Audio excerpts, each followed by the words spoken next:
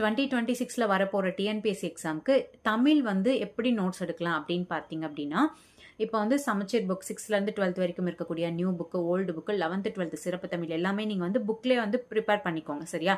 Already notes எடுத்திருந்தீங்கன்னா okay, எடுக்கல அப்படின்னா என்ன பண்ணலான்னா புக்லேயே வந்து ப்ரிப்பேர் பண்ணிக்கோங்க. அதை தாண்டி பார்த்தீங்க அப்படின்னா அவுட் சோர்ஸ் அப்படிங்கிறது. ஸோ அவுட் சோர்ஸ் அப்படிங்கிறது ஒரு 2-3 புக் வந்து ரொம்ப இம்பார்ட்டன்ட். ஸோ அந்த புக் உங்களால் வாங்க முடிச்சதுன்னா வாங்கிக்கோங்க. அப்படி இல்லைன்னா நம்ம டெலகிராம் குரூப்பில் பார்த்தீங்கன்னா எல்லா புக்குக்கான பிடிஎஃப்பும் வந்து அவைலபிள் இருக்குது. ஸோ அதை டவுன்லோட் பண்ணி கூட யூஸ் பண்ணிக்கோங்க. ஓகே, ஃபஸ்ட்டு வந்து சமச்சீர் புக். ஓகேவா? சமச்சீர் புக்கில் இருக்க கண்டென்ட்டை தமிழ் வந்து கிளியராக ப்ரிப்பேர் பண்ணிக்கோங்க. தென் பார்த்தீங்கன்னா அவுட் சோர்ஸ் புக்கில் இருக்கக்கூடிய கண்டென்ட் வந்து உங்களால் எவ்வளோ முடியுமோ அவ்வளோ வந்து ப்ரிப்பேர் பண்ணிக்கோங்க. ஏன்னா நெக்ஸ்ட் 6 மந்த்தில் எக்ஸாம் வரப்போகுது அப்படின்னா எவ்வளோ முடியுமோ அவ்வளோ படிங்க. எல்லா புக்கும் வந்து படிக்க முடியாது. அதில் என்ன கண்டென்ட் இம்பார்ட்டண்ட், எந்த பேஜில் படித்தா ஒரு சில கொஷின்ஸ்லாம் வரும் அப்படிங்கிறது நிறைய யூடியூப் சேனலில் கூட வந்து உங்களுக்கு வந்து வீடியோஸ் கொடுத்துருப்பாங்க. ஸோ அதை பார்த்து கூட நீங்கள் நோட் பண்ணி அந்த பிடிஎஃப்பை மட்டும் நீங்கள் வந்து மோஸ்ட் இம்பார்ட்டன்ட் கொடுத்து வந்து ப்ரிப்பேர் பண்ணிக்கோங்க.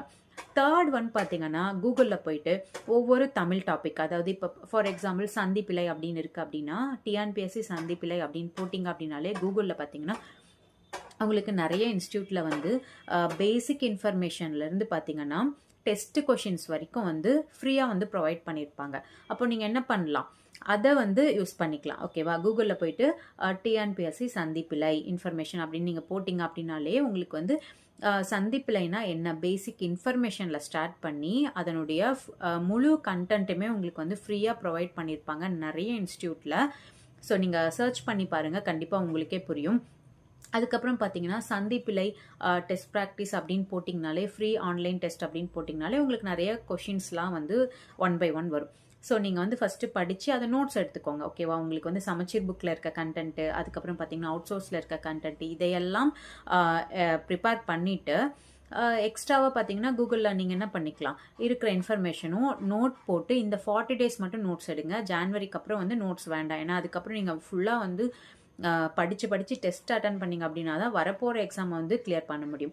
ஸோ இந்த 40 daysல கூகுளில் சர்ச் பண்ணி அப்படியே நோட்ஸ் எடுத்துக்கோங்க. உங்களுக்கு ரொம்ப கஷ்டமாக இருக்கிற அந்த டாபிக் எல்லாமே வந்து நோட்ஸ் எடுத்து வச்சுக்கோங்க. தென் பார்த்தீங்கன்னா கூகுள்லேயே உங்களுக்கு வந்து ஃப்ரீ டெஸ்ட்டுமே இருக்கும் ஒவ்வொரு டாப்பிக்கும். ஸோ அதையும் வந்து அட்டன் பண்ணி பார்த்தீங்க அப்படின்னா ஒரு 10 கொஷின் இருந்ததுன்னா கூட 10க்கு நீங்கள் எவ்வளோ எடுக்கிறீங்க அப்படின்னு பார்த்துக்கோங்க. 10க்கு 10மே எடுத்திங்கன்னா ரொம்ப பெஸ்ட். சரியா? ஸோ இந்த மாதிரி ஃப்ரீயாக கிடைக்கிற நிறைய விஷயங்களை வந்து நீங்கள் பயன்படுத்தி படிச்சிங்க அப்படின்னாலே தமிழ் வந்து ஈஸியாக மார்க் வாங்கலாம். So all the very best. நல்லா ப்ரிப்பேர் பண்ணுங்கள். தேங்க்யூ.